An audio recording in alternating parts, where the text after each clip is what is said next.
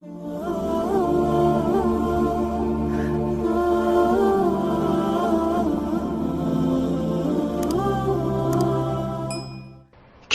enzelnahu ileyke mubarakun.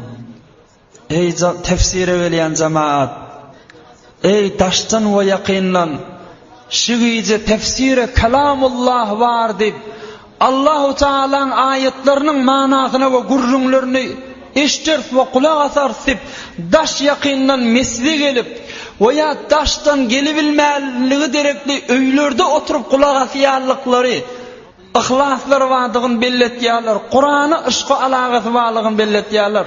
Biliyorsunuz mu bir olukon ameli ki bizim yaşayışlarımıza bereket veriyor, hemen Kur'an-ı Kerim. Ne mi deyip?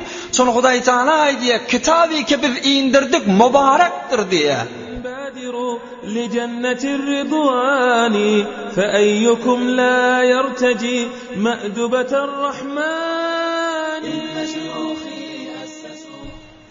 Her kim şu kitabın aşağını giri billi, şu kitabın külüvetinin aşağını girdi, şu kitabı hala kursağına cayladı, hala dili bilen okabilli, hala kulağı bilen şu kitaptan eşti billi, şunun yaşayışına bereket gelmeli vayet. Çünkü şu kitabın özü bir mübarek, bir bereketçi, nira varsa bereketle ilandırıyor.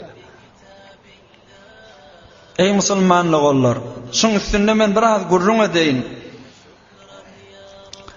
Feriştelerin içinde inki behterin ferişte kim?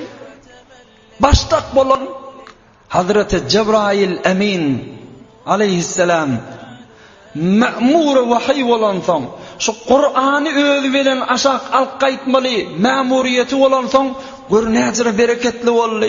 Feriştelerin behterini oldu da gelip indiren adam fi Hazreti Resulullah sallallahu aleyhi ve sellem Kur'an üstüne indi, peygamberlerin behterini olmadım ve bereketini. Ummeti ki ahir zaman ummetine indi, kuntum hayra ummetin olmadınız mı lâme? Behterin ummet olmadım mı lâme?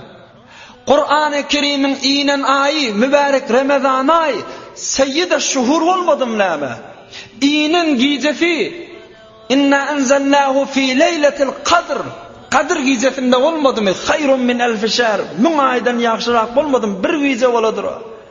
Kur'an-ı Kerim nira varsa şuna bereket verdi. Zamanı mekanına bereket verdi. Hop sen şu Kur'an sen kulağında okulup dursa, Kur'an sen kursağında caylansa, Kur'an sen ağzında telaffuz olsa, aya sana şu Kur'an bereket verebilmez mi?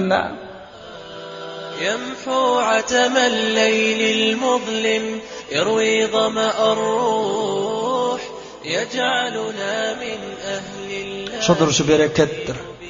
İşten yüreğin giyiniyandır. Üyünde okuysan, üyün giyiniyandır. Üyün giyineliya dediği, yani yüreğin asıl ya, rahat bolyan. Hatta Peygamberimiz aydıptır, İkra'u suretel Bakara. Ay Bakara suresini okuyun diptir. Fe inne akzuha bereketun ve terkuha hasretun ve la testati'uhal batala. Her kim Bakara suresini okuyup öğrenebilse, ya tutubilse şudur şu berekettir diptir. Sure-i Bakara'dan hiç de pay alıp bilmediğiniz katı ökünürsünüz diptir. Hay o da yaltanan başarmaz onu diptir. Yaltalar başarmaz diyor onu diptir, onun ayıptır. Yaltandan başarmayan, yaltalı hayır. Öýüňde okabilsen Bakara suresinin öýüň şudur şu nurana bolýa, bereket bolýa. Bir towar adamly ki öýe ýüremde ýüregim daryk ýa diýe, ah öýlerine Kur'an okulanok. Ya Mekke buthil ansama fa duyufuki ahdawki wi'ama wa